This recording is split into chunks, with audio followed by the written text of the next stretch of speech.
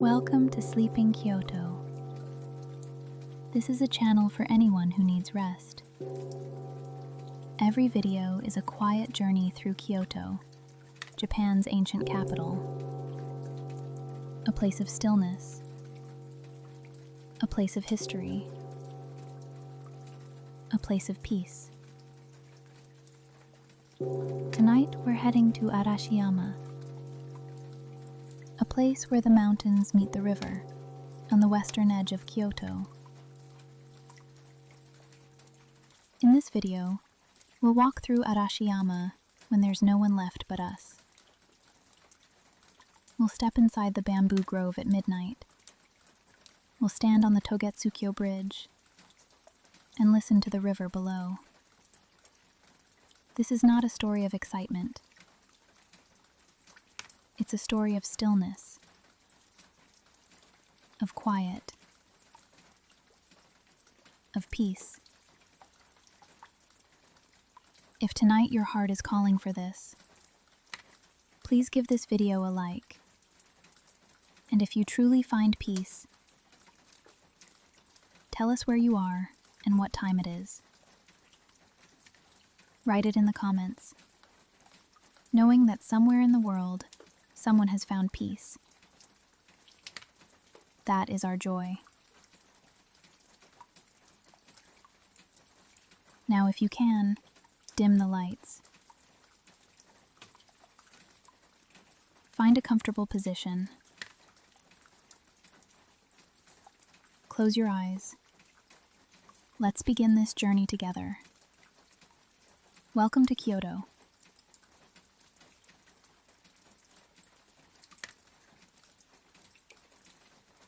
Right. We made it in. Arashiyama is ours tonight. But first, just for a moment, let me tell you a little about this place.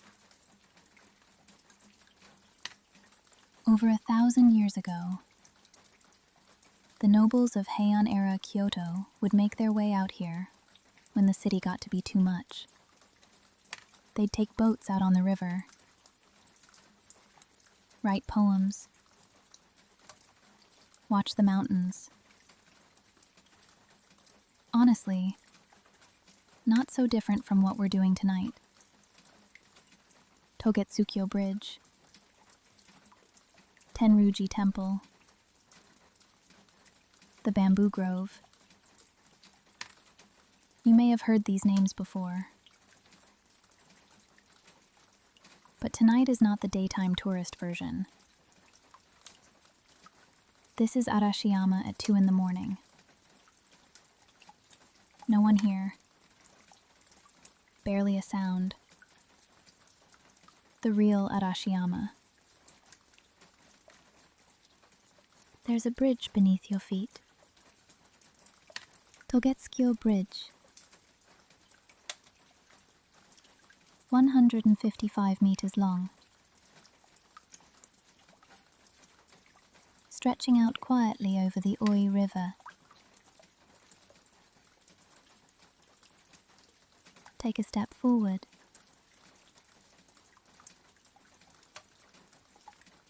Feel the wood under you.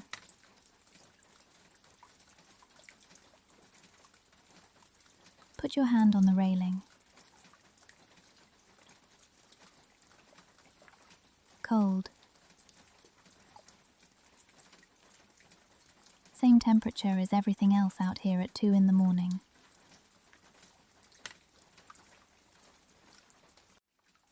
Which is to say, very cold. You probably should have brought a jacket. I did mention this was a night tour, right? Look down.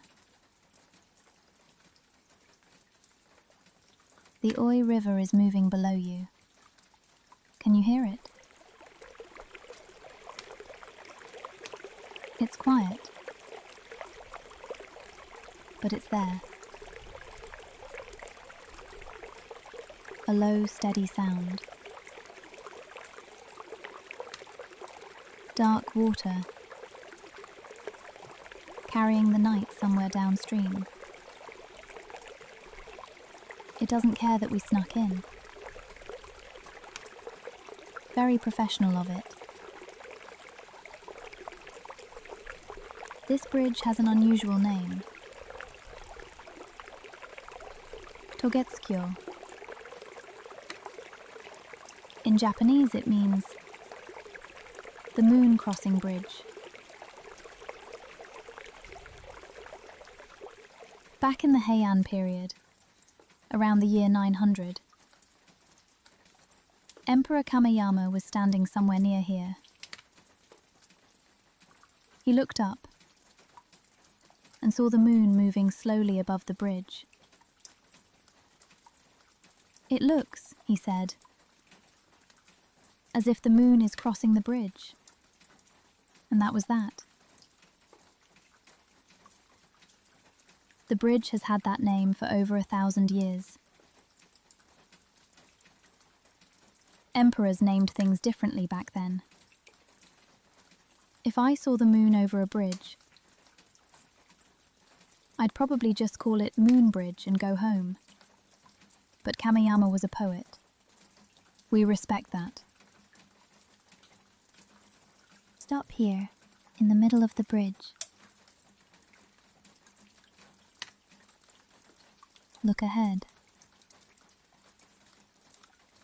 Mountains. The Arashiyama range, dark rounded shapes against the night sky. Covered thickly in trees. In the daytime, they glow green and draw thousands of tourists with cameras. Tonight, they're all yours. Not a single camera in sight. Just you, the mountains, and me. And I promise I'm not taking photos either. Behind you somewhere is the city of Kyoto. But don't look back tonight. Just look forward. The sound of the river. The shape of the mountains. The light of the moon. That's enough.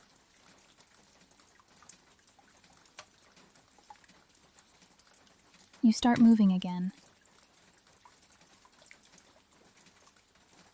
Slowly crossing to the far bank.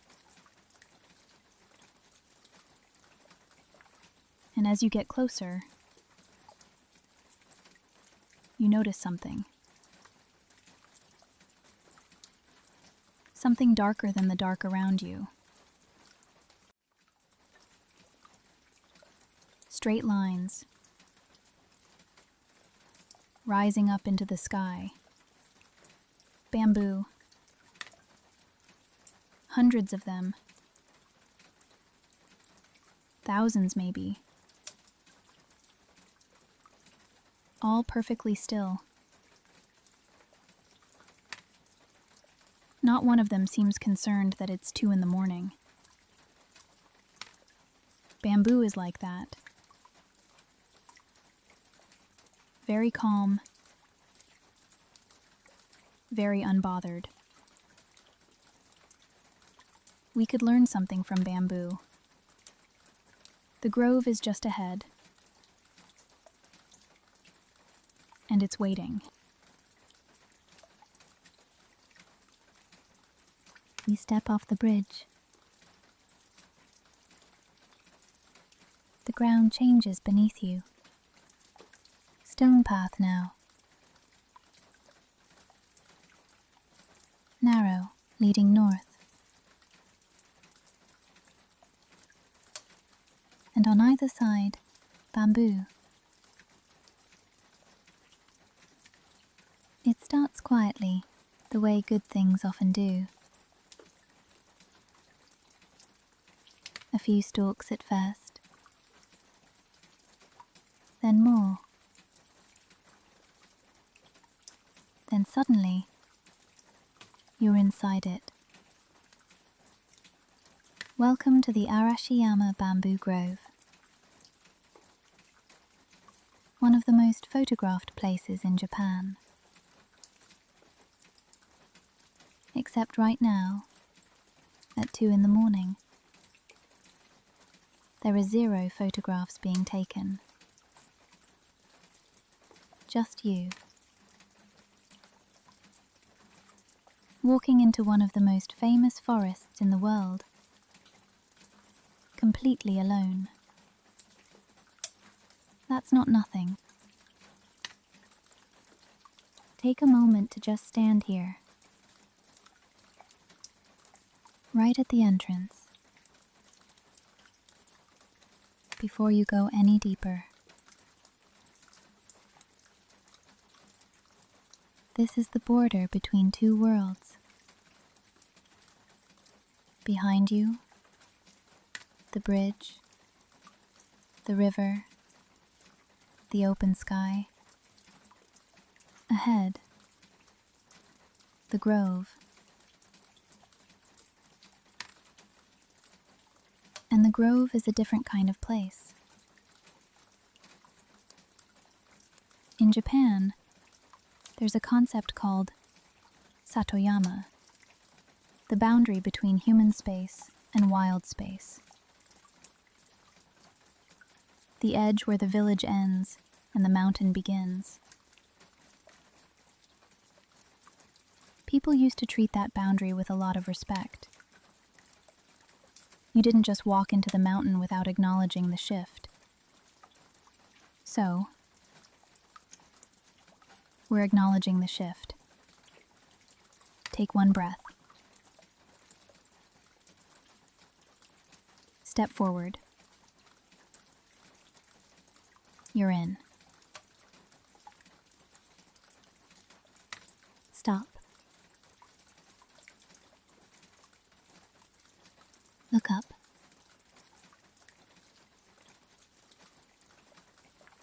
The bamboo rises on both sides of the path. 10 meters.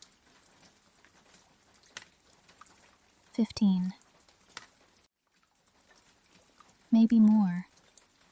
It's hard to tell in the dark.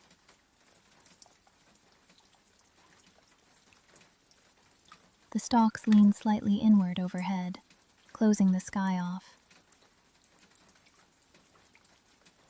There's no ceiling exactly, but there's no sky either. Just bamboo, going up, and eventually becoming darkness. You are inside something now. Not a building, not a forest exactly. Something in between. Something that has its own rules. One of those rules, apparently, is that sound works differently in here. The bamboo absorbs it. Outside noises, the city, the river, the world. They don't really make it through. It's like the grove has decided, not tonight. We're closed to outside noise. Members only. And tonight, you're a member. Here's something worth knowing about bamboo. It's not actually a tree. It's grass. The world's largest grass. I know. It doesn't seem like grass. It's taller than most buildings you've walked past today. technically, botanically, grass. If you told a blade of grass in your garden what it could become, it probably wouldn't believe you. But here we are. 15 meters of grass, standing perfectly straight in the dark. Bamboo also grows faster than almost any plant on Earth. Some species can grow nearly a meter a day. A day.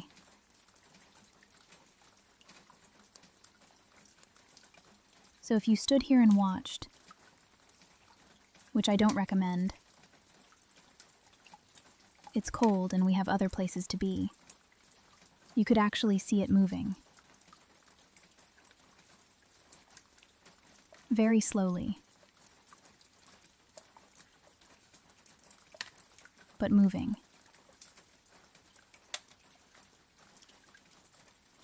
Tonight, though, it's still. Everything is still. Good. Listen. There's a sound here that you won't find anywhere else. When the wind moves through a bamboo grove, the stalks knock gently against each other. A hollow, woody sound. Soft. Irregular. Unhurried. Like someone very far away is slowly tapping on a wooden table. The Japanese have a word for it. Take no hibiki. The echo of bamboo. Poets in the Heian period. We're talking the year 800, 900, 1000. Would make the journey out here from the imperial palace in central Kyoto. Long journey by ox cart. Bumpy roads. No coffee available. They'd arrive. Sit down in the dark and just listen to the bamboo.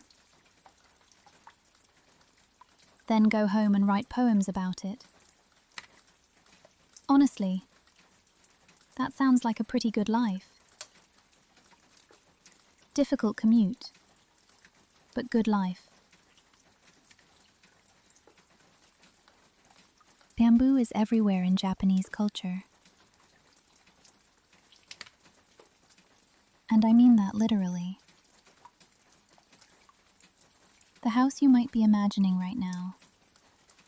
Sliding doors, paper screens, wooden floors. Bamboo is probably in there somewhere. Baskets, chopsticks, fans, flutes, furniture. The ink brush that wrote those Heian poems about this very grove, the handle was likely bamboo. There's even a famous Japanese folk tale called Taketori Monogatari, the tale of the bamboo cutter. It's considered the oldest Japanese narrative, written over 1,000 years ago.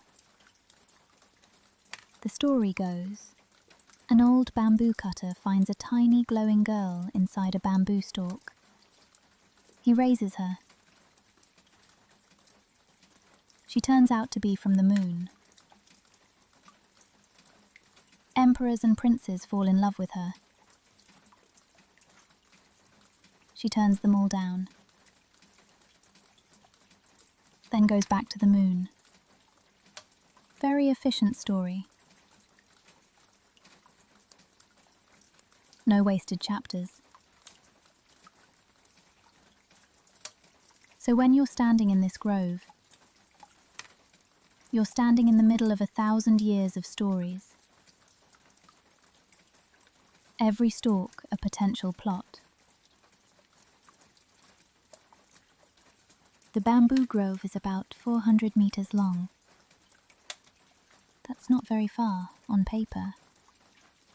A 5-minute walk in the daytime when it's packed with tourists and everyone is walking slowly because everyone in front of them is taking a photo. Tonight it feels longer. Not in a bad way, in the way that a good book feels longer than it is. The path is narrow, just wide enough for 2 people walking side by side. Which is interesting, because right now there's only you and me. And honestly, we're doing fine with the space. Try to imagine this place in the middle of the day. Hundreds of people, tour groups, selfie sticks in every direction, someone's phone alarm going off at exactly the wrong moment. That version of this place exists. But that's not the bamboo grove. This is. Walk slowly. Feel the path under your feet. The stones are uneven in places, worn smooth by years of footsteps. Millions of people have walked this exact path. Tourists from every country, monks from nearby temples, and before all of them, nobles, poets, emperors, all of them looking up at the same bamboo. All of them hearing the same sound. You're part of a very long list right now, which sounds a bit like being a number. But think of it more like being part of something that continues. Something that was here long before you, and will be here long after. There's something quietly comforting about that, if you let it be. The wind comes again. Just a little. A slow breath, moving through the grove from somewhere up the mountain. And the bamboo moves. All of it, together. A soft sway, just a few degrees, like the whole forest exhaling at once.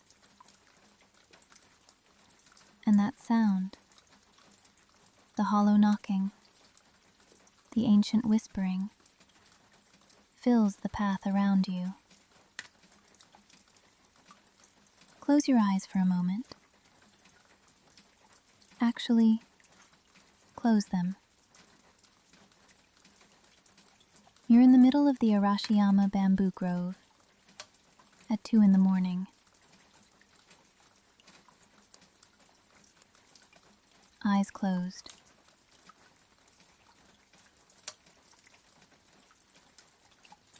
Just sound.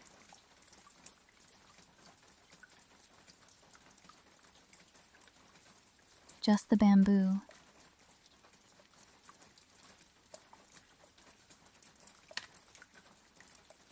It lasts maybe 10 seconds. Then it fades.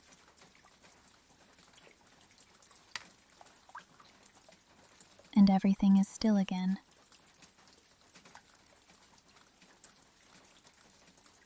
You probably didn't expect to feel that much from a plant. Bamboo doesn't care. Very unbothered.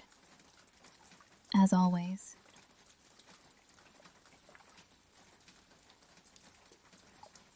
Breathe. In through the nose. You can smell the bamboo from here. It's a green smell. A cool smell. Slightly sweet. Slightly earthy. Not a perfume. Not a candle. The real thing. Out through the mouth. Slow. Feel your feet on the ground. Feel the cool air on your face. Feel how quiet it is.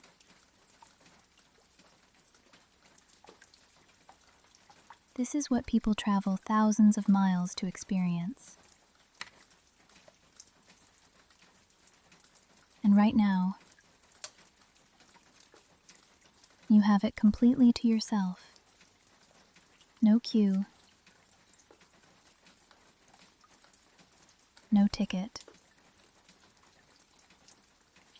No tour guide talking too loudly.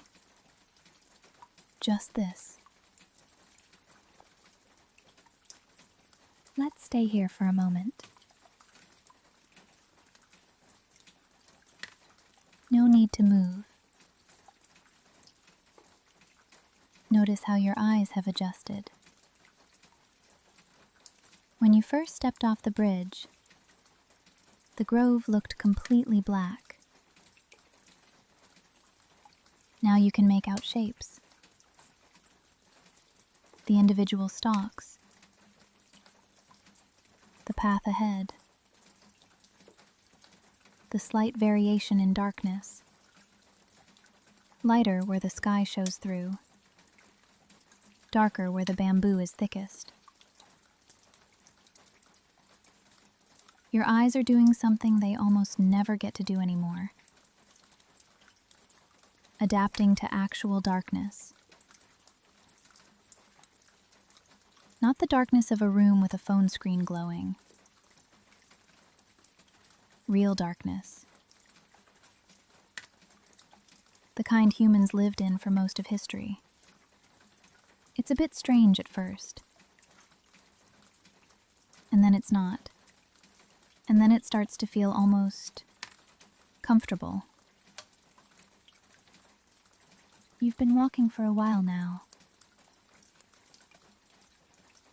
The grove is quieter deeper in. Fewer sounds from outside. The city, already far away, gets even further. This is what solitude feels like when it's the good kind. The kind you chose. The kind you walked into on purpose in the middle of the night. The Japanese have a concept called ma, the meaningful pause, the space between things. Not empty, not waiting to be filled, just itself. Western music has rests. Japanese poetry has ma. This grove, at 2 a.m, is basically made of it. You're not missing anything by being quiet right now. You're actually finding something. Keep walking. Slowly. There's a particular kind of thinking that happens when you walk at night. Slower than daytime thinking, less urgent. The thoughts come, but they don't stick the way they do when you're rushing somewhere.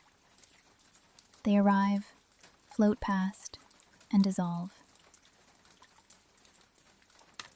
If something has been bothering you today, and something probably has, you might notice it getting quieter here. Not gone, just quieter, like it moved to a different room. That's the grove doing something. Something the Heian poets knew. And the modern wellness industry charges a lot of money to recreate. Silence. Actual silence. With bamboo. You can't bottle it. You can't download it. You can only walk into it at 2 a.m. and let it happen, which is exactly what you're doing. And then, just ahead, something changes. The bamboo thins a little. A small clearing opens up. And through it, just visible in the dark, stone torii gates. Old ones, moss growing at the base, the kind of moss that takes decades to look like that. Beyond the gates, a shrine. Small, still, ancient. That's Nonomiya Shrine. It's been standing in this grove for over 1,000 years. And it has a story. A very good one. The kind involving emperors, love, and a novel that people are still reading today. But we'll get to that in a moment.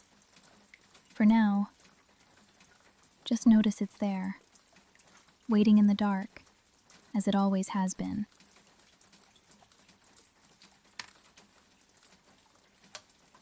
You've stepped through the torii.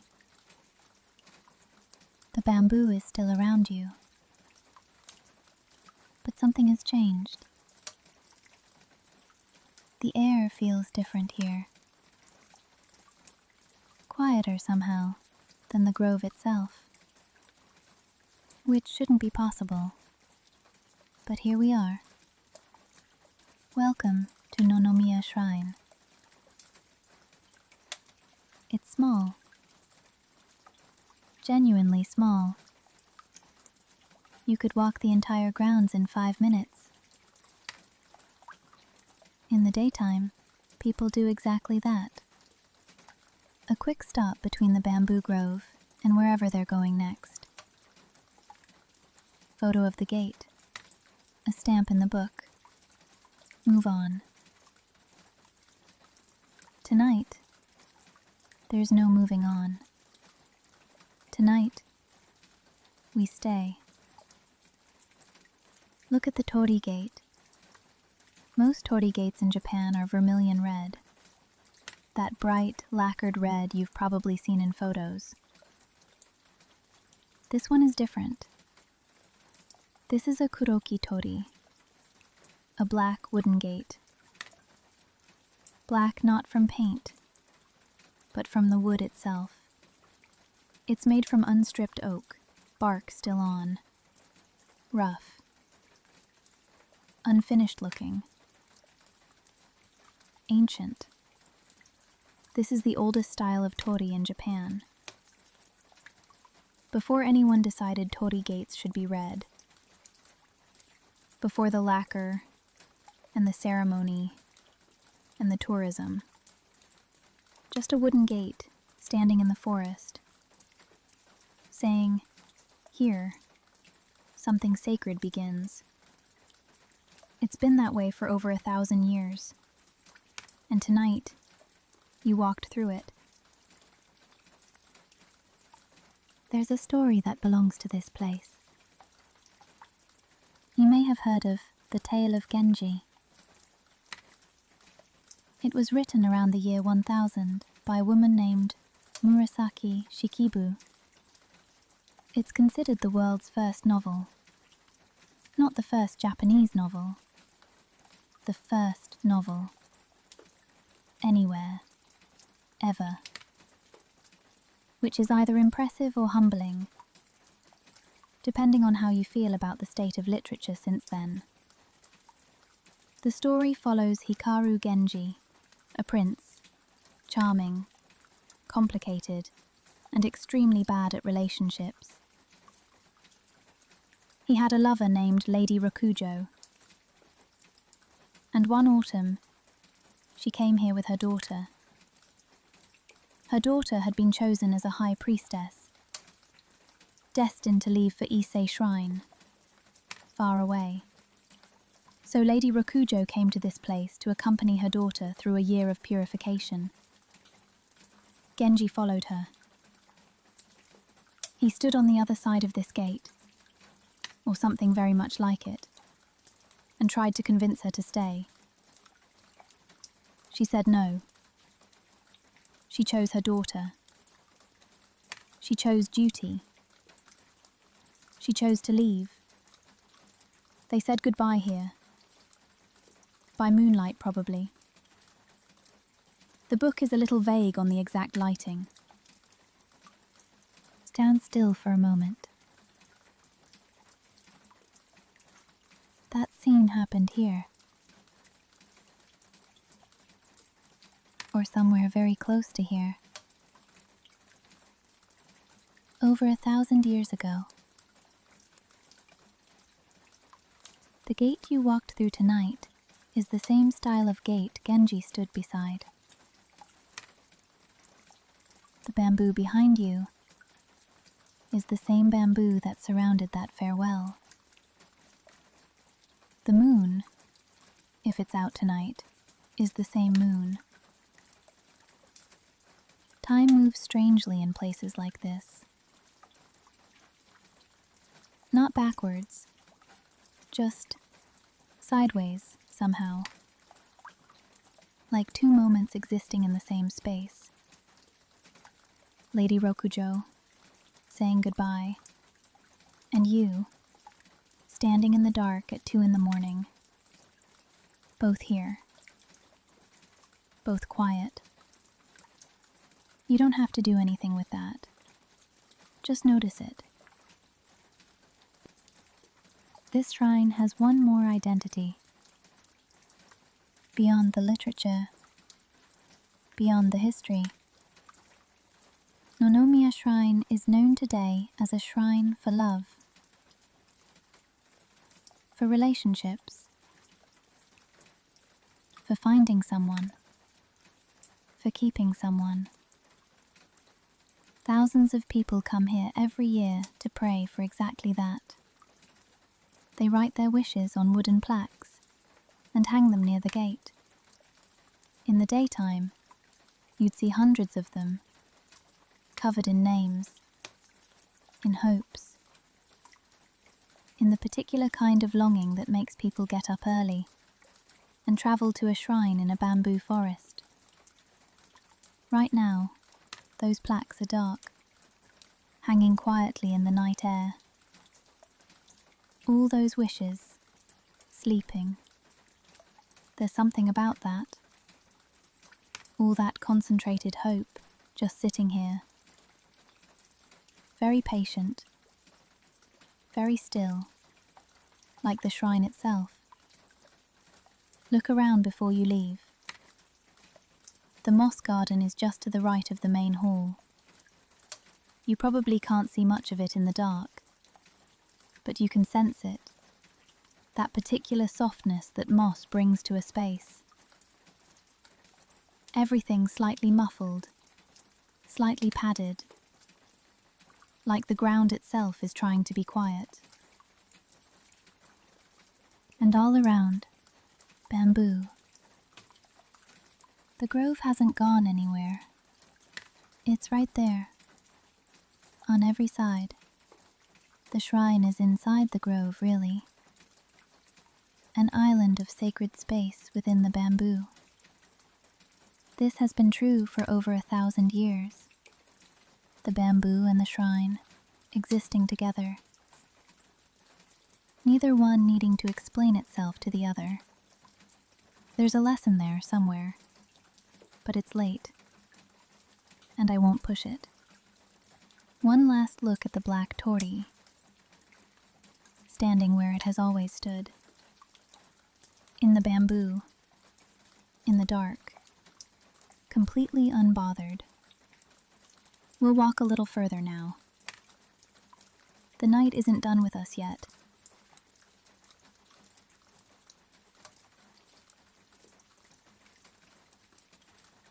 You've left the shrine behind. The bamboo grove opens up ahead of you, and then, almost without warning, it ends. You step out of the grove into a wider space. The bamboo walls fall away. The sky opens up above you. After all that enclosure, the sudden width of it feels almost startling. Take a breath. Let your eyes adjust to the openness. In front of you, in the dark, is a gate. A temple gate. And beyond it, Tenryuji. Tenryuji, the Temple of the Heavenly Dragon. That's quite a name. Most things don't live up to names like that. This one does. It was founded in 1339. It's a UNESCO World Heritage Site. It's ranked first among Kyoto's 5 great Zen temples. It has survived fire 8 times. 8. And been rebuilt every single time. But before any of that, it was something else entirely. Long before it was a temple, this land was an imperial villa. Emperors lived here, walked these same grounds, looked out at the same mountains. Tonight it's ours. You're standing at the south gate, the main entrance. In the daytime, there's a ticket booth here. A line, usually. People waiting to get in, holding their cameras, checking their maps. Right now, the ticket booth is dark. The line is empty. The path leading in is completely still. Walk through. Nobody's stopping you. Well, nobody's here.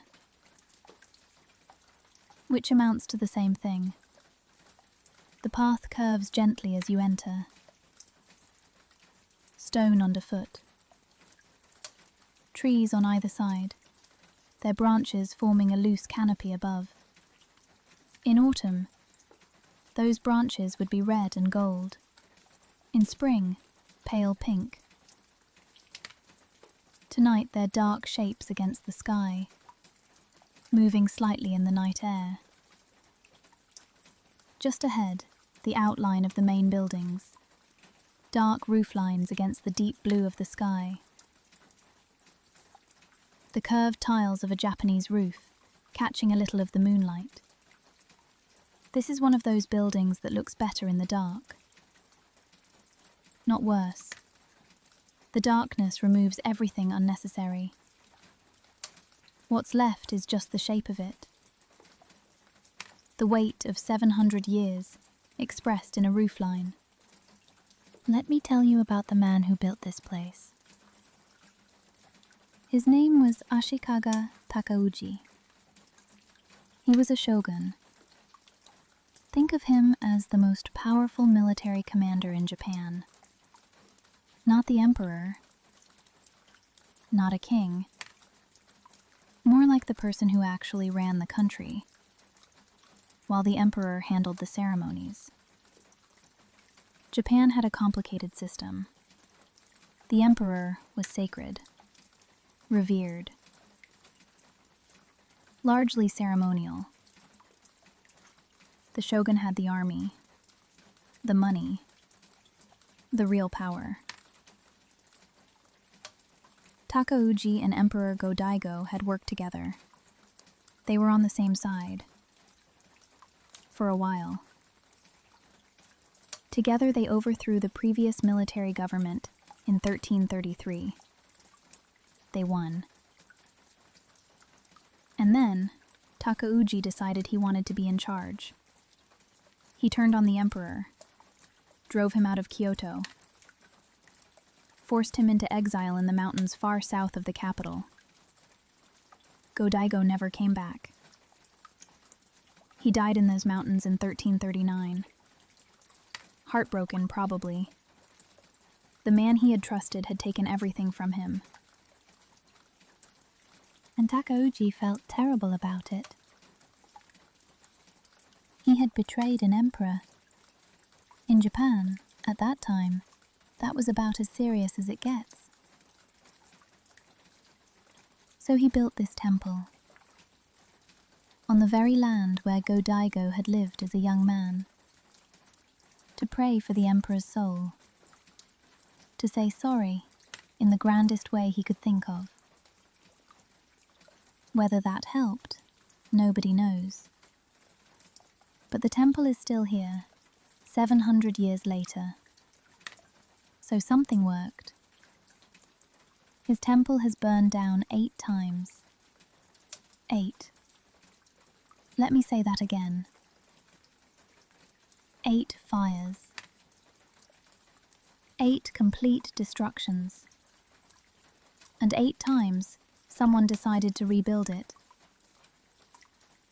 The first fire was in 1358, then 1367, then 1373, then 1380, then 1447, then 1467, then 1499, then 1864. 8 fires across 5 centuries. Each one taking the buildings, the halls, the roofs, the interiors, each one leaving only the garden. The garden survived every single fire. The stones didn't burn. The pond didn't burn. The mountains in the background certainly didn't burn. Muso Soseki's design was still there, every time, waiting in the ash. There's a lesson in that. The things that can be built can be burned. The things that can't be built can't be burned. The garden is still here. The buildings are beautiful reconstructions, but the garden is the original. And what is a garden, really? Stones, water, mountains, things that were here before the temple, and will be here after the last reconstruction. Tenyuji understood this, somehow. It kept rebuilding around the one thing that didn't need rebuilding. The rest was just detail. The garden is just ahead. The Sogenchi Garden. 700 years old. Designed by a Zen master named Muso Soseki. The same man who served as the founding priest of this temple. A man who was, somehow, the teacher of both Takauji and Go-Daigo. Both the betrayer and the betrayed. He taught both of them. That's either admirable or extremely awkward, depending on how you look at it. The garden is a pond garden. At its center, a wide, still pond. And behind the pond, rising up beyond the temple walls, the mountains. Arashiyama, Kameyama. The same mountains you've been walking through tonight. This is what the Japanese call shake, borrowed scenery. The idea that the garden doesn't end at its walls. That the mountains beyond are part of the composition. That the garden designer had the confidence to say, the mountains are mine too, in a way. They complete the picture. On a still night, a night like tonight, the pond reflects the mountains perfectly. The mountain above and its twin below on the water. Two Arashiyamas, one real, one made of moonlight.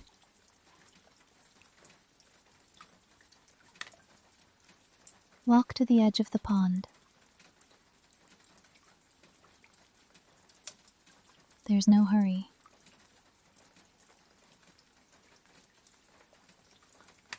The pond has been here for 700 years. It will wait a few more minutes for you to arrive at your own pace.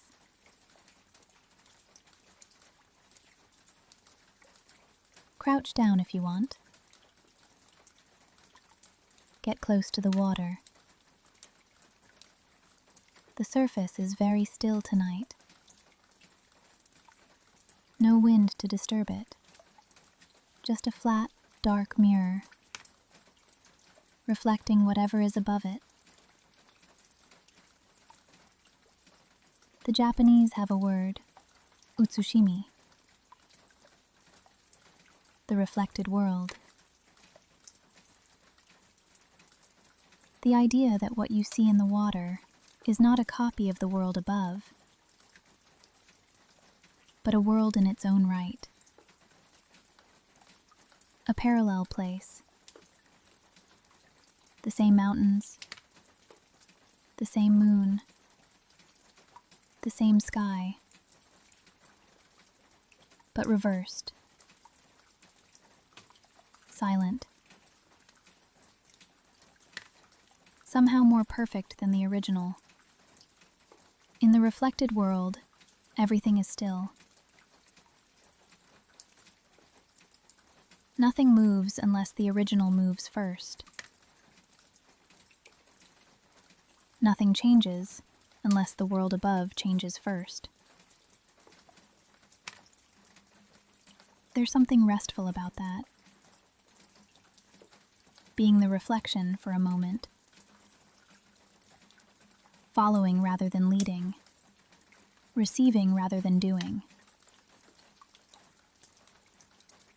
Just still. On the surface of a 700-year-old pond. In the dark. In Arashiyama. At 2 in the morning. Walk along the edge of the pond.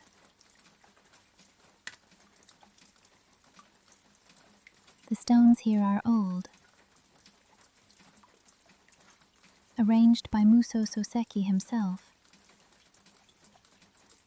over 700 years ago. They haven't moved. That's worth sitting with for a moment.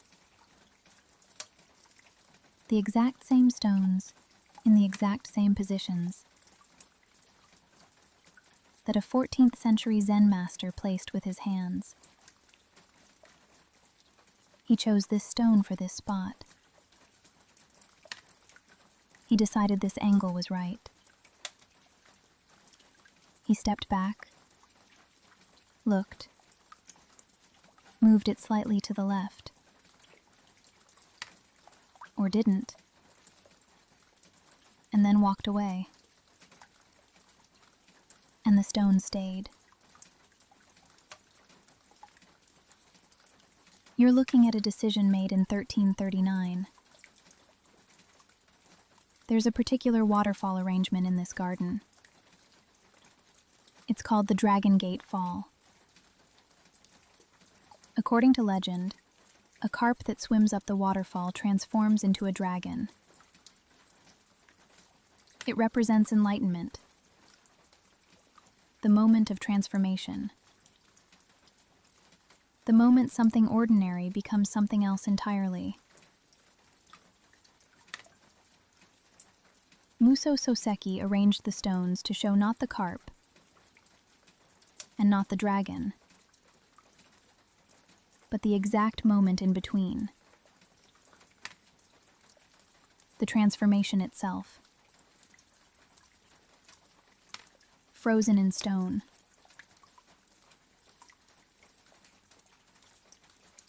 Zen is like that. It's interested in the in-between moments.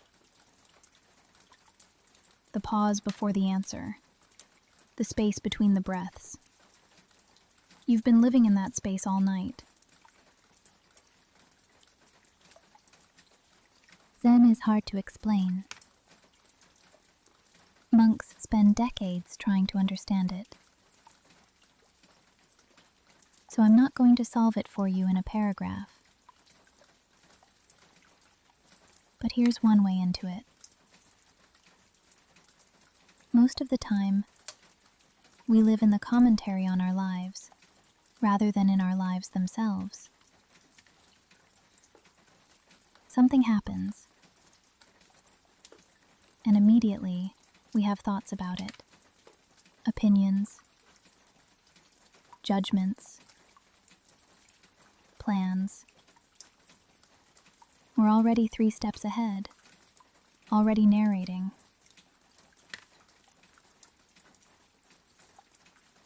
Zen is interested in the moment before the narration starts, the pure experience before the commentary arrives.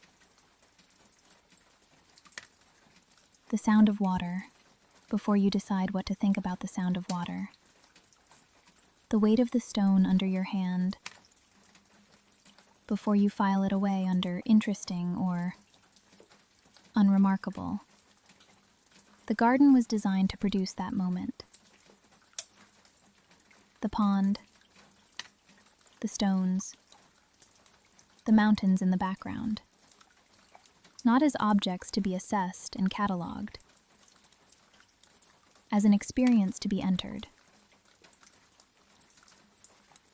You've been walking through Arashiyama for hours now, and somewhere along the way, in the bamboo maybe, or at the shrine, or here,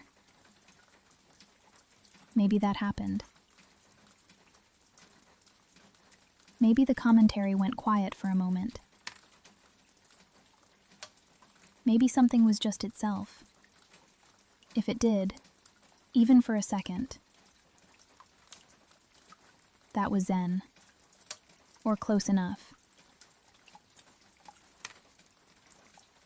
Now look up. The main hall is just ahead.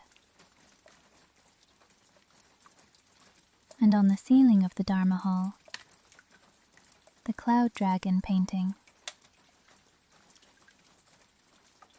It was painted by an artist named Kayama Matazo in 1997, which sounds recent for a temple this old. And it is, but the tradition of painting dragons on the ceilings of Zen halls goes back centuries. This one replaced an older painting that was lost to fire, as so many things at Tenryuji were lost to fire, and replaced, and lost again, and replaced again. The dragon spans the entire ceiling, 8 meters across. It watches from above, from every angle, from every direction. The eyes seem to follow you. It doesn't matter where you stand in the room. The dragon is looking at you. In the daytime, people stand directly beneath it and look up and feel, reportedly, quite small. At 2 in the morning, in the dark, with no one around, I'd suggest not standing directly beneath it.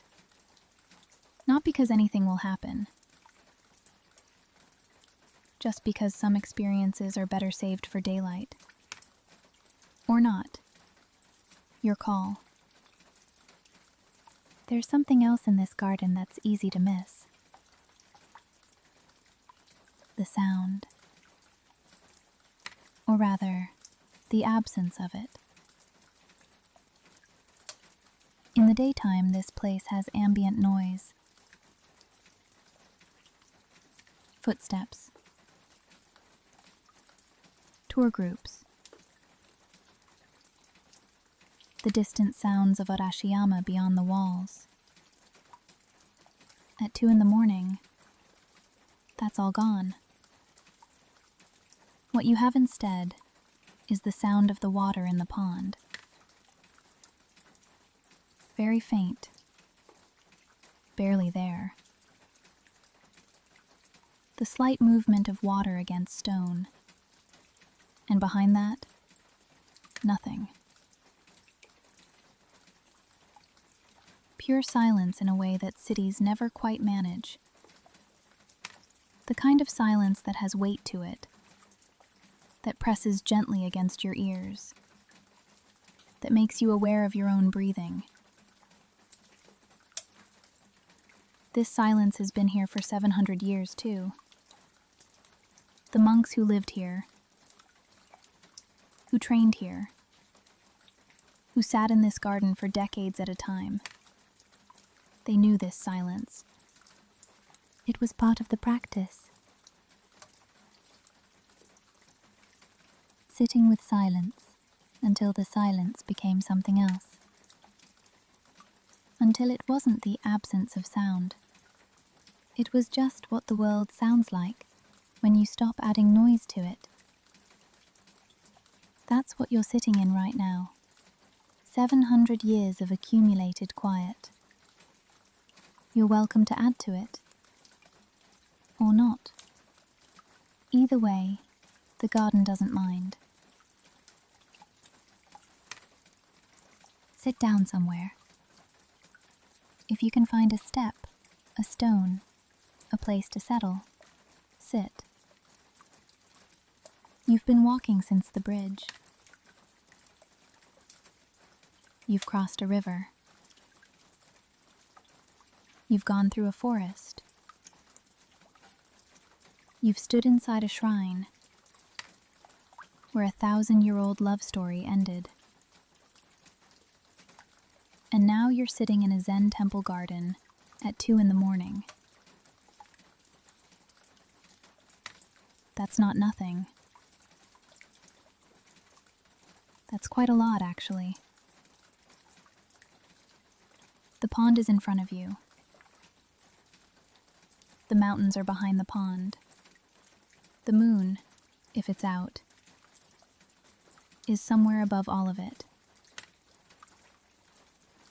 Don't try to summarize it. Don't try to figure out what it means. Just sit. The garden has been doing this for 700 years. It doesn't need your help. Let the stillness come. It was already here before you arrived. It will be here when you leave. It's just here, like the stone, like the mountain,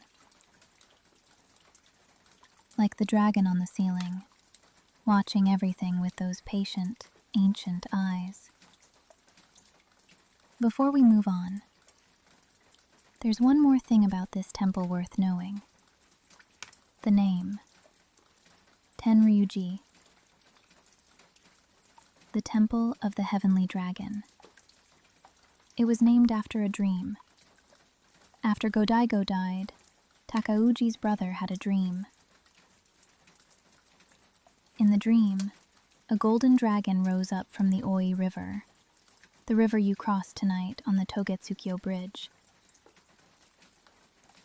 and flew up into the heavens. They took that as a sign. The Emperor's spirit, at peace. Rising. Whether you believe in that kind of thing or not, there's something in it. The idea that the river you stood on tonight, listening to the water, was the same river from that dream. That the water moving below your feet on that bridge was the same water.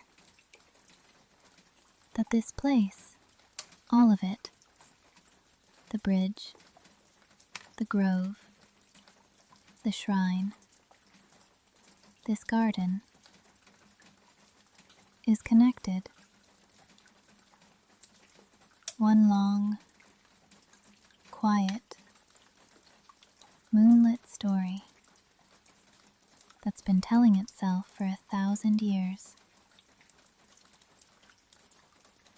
And tonight, you walked through it. Before you leave this garden, one more thing. Look at the moon's reflection in the pond one more time. The mountain, the sky, the moon, all reversed, all perfectly still. You've been walking for hours now, through the city darkness, across the bridge, through the forest, through the shrine, and here. Each place a little further from the world you came from. Each place a little quieter. This garden is the quietest of all. And tomorrow you'll wake up. The alarm will go off. The day will start. The city will be loud again. The bamboo grove will be full of tourists. The shrine will have its lines. Tenyuji will have its ticket booth and its audio guides. Arashiyama will go back to being a very beautiful, very busy place. But tonight, it was yours. The bridge, the forest, the shrine, this garden, the moon on the water, the dragon on the ceiling, the stones that a Zen master placed with his hands in 1339. You were here. Actually here. Not rushing through to the next thing. Not checking the next attraction on the list. Just here. That's rarer than it sounds. Remember that tomorrow. When the alarm goes off. When the day gets loud again. You were here. And it was quiet. And it was enough.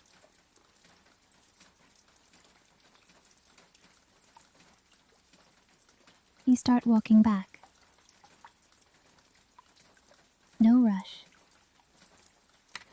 The night isn't over yet, but it's winding down. The air is still cool. The moon is still up there somewhere. And the city is still sleeping. You came in from the bridge. You'll leave the same way. But you're not the same person who crossed it a few hours ago. Not dramatically different. Just slightly shifted The way a room looks different after you've slept in it. The way food tastes different when you've been hungry. Something has settled. Something has landed. You can't quite name it yet. You might not be able to name it tomorrow either. That's fine. Not everything needs a name. Tonight asked nothing of you. No performance. No correct response. You just showed up. Walked through some darkness. Listened to some water. Looked at some stones. And somewhere in that, something happened. Something small and quiet. The kind of thing that only happens when you stop trying to make it happen. The path back through the grove. You know it now. That's different from an hour ago. An hour ago, you were walking into something unknown. Every step was a question. What's ahead? How dark is it? What's that sound? Now you know the answers. The bamboo is about 400 meters. The sound is the stalks knocking together in the wind. The darkness is just darkness. Nothing in it that wasn't there before. Walking back through a place you've already walked through is a completely different experience. The mystery is still there, but it's a familiar mystery now. Like a piece of music you've heard once and are hearing again. You catch things you missed the first time. The particular way the path curves just before the grove opens up. The sound your feet make on the stone, slightly different from your footsteps going in. The way the bamboo canopy closes overhead at a certain point, and then starts to thin out again. You notice all of this on the way back. You couldn't have noticed it going in. You were too busy arriving. That's true of most things. You have to do something twice to really see it. The first time, you're just surviving it. The second time, you can actually look. There's also something different about the dark on the way back. Going in, the darkness felt like something to navigate, something to push through. Your eyes were working hard, searching for edges, for shapes, for the path ahead. Coming back, the darkness feels more like company, like it walked beside you all night, and you've gotten used to each other. Arashiyama dark is different. It's been here for 1,000 years. It's the same dark that the monks walked through. The same dark that the Heian nobles sat in while they listened to the bamboo. The same dark that Lady Rokujo stood in while she said goodbye. It's not empty dark. It's full dark. Full of everything that happened here. Full of everything that will happen here. You were just passing through. The bamboo sounds different on the way back. Or maybe you're just listening differently. You're not bracing anymore. Not alert in that first time way. Your body has relaxed into the grove. Your footsteps are quieter. Your breathing is slower. The bamboo does its thing. The wind moves through. That hollow knocking sound fills the path for a few seconds, then stops. Then again. You don't need to think about it anymore. You can just let it be what it is. A grove of bamboo at 2 in the morning, making the sound it always makes. Nothing more, nothing less. When you came through earlier, that sound was something to process, something to identify, to file away, to decide how to feel about. Now it's just sound. The way rain is just rain once you've been out in it for a while. The way your own heartbeat is just your heartbeat. Always there, rarely noticed. The Heian poets used to say that the best poems arrive when you stop trying to write them. When you're just walking. When you're just listening. When you forget that you're a person who writes poems. Maybe something like that happened tonight. Maybe not. Either way, the bamboo sounds good on the way back. You pass Nonomiya Shrine. The black torii is still there. Of course it is. It was there for 1,000 years before tonight.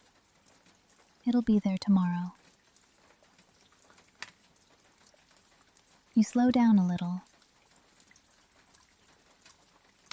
Not to stop, just to acknowledge it. There's something about passing a place on the way out that's different from arriving at it. When you arrived, you were full of curiosity, questions, context, history. Now you're just passing through.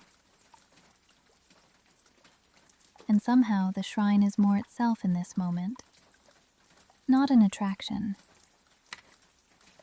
Not a destination. Just a shrine. In a bamboo grove.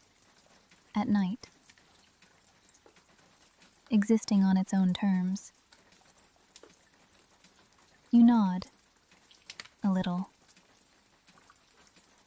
Not at anything in particular. Just at the night. At the place. At the strange privilege of having been here at all. The shrine doesn't nod back. Shrines don't do that. But that's fine. You didn't need it to. The bamboo ends. The path opens up. The sky comes back. And there's the river, the Oi River, somewhere ahead in the dark. You can hear it before you see it.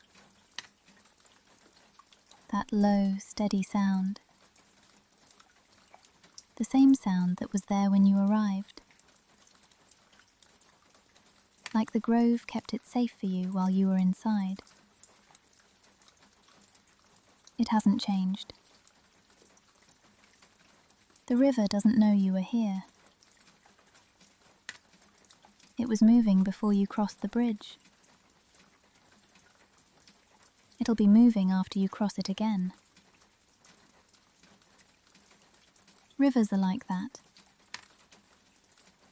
Very consistent. Very unbothered. Not unlike bamboo, actually. Or stone gardens. Or black wooden torii gates. Everything you visited tonight has one thing in common. It was here long before you. It will be here long after you. And for a few hours in the middle of the night, you passed through it. There's something both humbling and comforting about that. Humbling because you're very small in a very long story. Comforting because the story doesn't need you to hold it together. It holds itself. It has always held itself. All you had to do was show up and pay attention. Which, honestly, is the best anyone can do. Togetsukyo Bridge. There it is. 155 meters of wood stretching across the Oi River. The same bridge you crossed a few hours ago. The moon is still above it. Or near enough. The water is still moving below. You step onto it. The wood is familiar under your feet now. You know the slight unevenness of the planks. You know the temperature of the railing. Cold. Same as before. But this time you're not arriving. You're leaving. And there's a difference between those two things that's hard to put into words. Arriving is full of questions. Leaving is full of answers. Or at least, full of something quieter than questions. A certain kind of tiredness, maybe. The good kind. Not the kind that comes from stress or worry. The kind that comes from having actually been somewhere. From having used your body and your attention and your time on something that deserved them. Your feet know they've been walking. Your eyes know they've been open. Your ears know they've been listening. All of you was present tonight. And presence is tiring in the best possible way. Stop in the middle. Just for a moment. Look back. Up the river, into the dark. Somewhere up there is the bamboo grove. Somewhere in the grove is Nonomiya Shrine. And beyond that, through the trees, is Tenryuji. And in Tenryuji, a pond is still reflecting the mountains. And a dragon is still watching from a ceiling. And the stones are still exactly where Muso Soseki left them in 1339. All of it. Still going. All of it. Still there. Even now that you've left. That's the thing about places like this. They don't need you to be there to exist. They were existing long before you arrived. And they'll keep going after you've gone home, and slept, and woken up, and forgotten half of what tonight felt like. But not all of it. You won't forget all of it. The sound of the bamboo in the wind. The weight of the silence in Tenryuji's garden. The black torii standing in the dark. The moon's reflection on the water. Some of it will stay. You don't get to choose which parts. Memory decides that on its own. But something will stay. Something always does. You think about sleep. Not as something that's coming, although it is, but as what tonight was really about. Arashiyama, at 2 in the morning, feels a little like the space between. Not quite day, not quite night, not quite the world you came from, not quite a dream. Just somewhere in between. The in-between moment that Zen is interested in. The pause before the answer. The space that's neither this nor that. You've been living in that space all night. And now, slowly, the world is going to start asking you to come back. The bridge. The city. The streetlights. The alarm. But not yet. Not quite yet. The river below. Listen to it one more time before you cross to the other side. The Oi River. The river that Emperor Kameyama watched a moon cross over and named this bridge after. The river that Takauji's brother dreamed a golden dragon rising from. The river that the Heian nobles floated boats on when the city got to be too much. The river that has been flowing through Arashiyama since long before any of those stories existed. It doesn't know any of those stories. It just flows. Through the dark. Through the silence. Over the rocks it has been flowing over for centuries. There's comfort in that. Something that has no memory. That carries everything downstream and lets it go.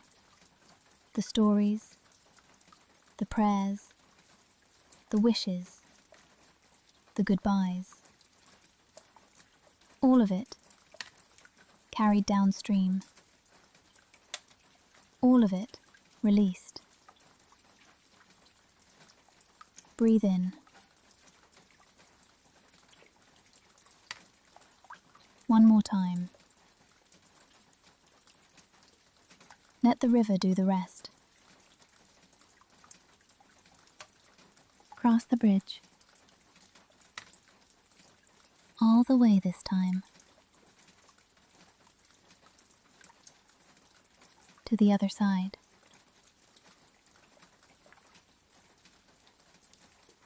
The city is still out there. Still quiet at this hour. Still dark. But it's the city dark, not the Arashiyama dark. Streetlight somewhere. A car, distantly. The particular silence of a city that is sleeping rather than empty. Arashiyama is behind you now. You were there. You walked through it. The bridge, the bamboo, the shrine, the temple,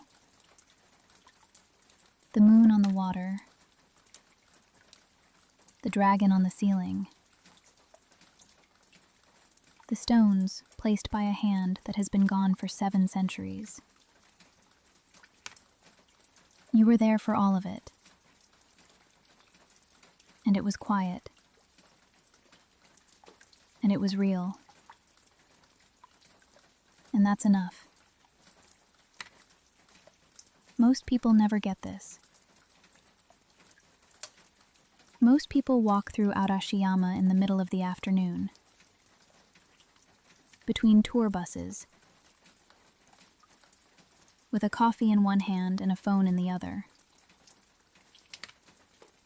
They see the same bamboo. They walk the same path. They stand on the same bridge. But they don't get this. The stillness, the darkness, the particular quality of 2 in the morning in a place that's been here for 1,000 years, when there's nobody else around. You got this. Hold on to it lightly. Don't grip it too hard. That's how you lose it. Just let it sit there, somewhere in the back of your mind. Warm and quiet, like a light left on in a room you've already left.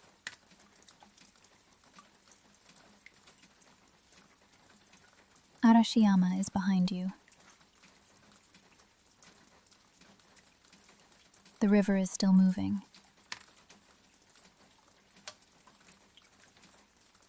The bamboo is still standing. The moon is still crossing the bridge. It was doing that long before tonight.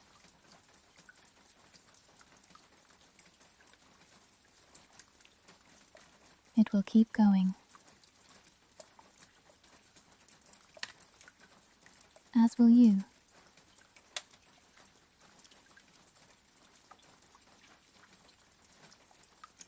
Good night.